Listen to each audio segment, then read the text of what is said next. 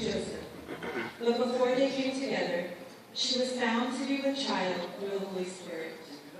Because Joseph, her husband, was a righteous man and did not want to expose her to public disgrace, he had in mind to divorce her.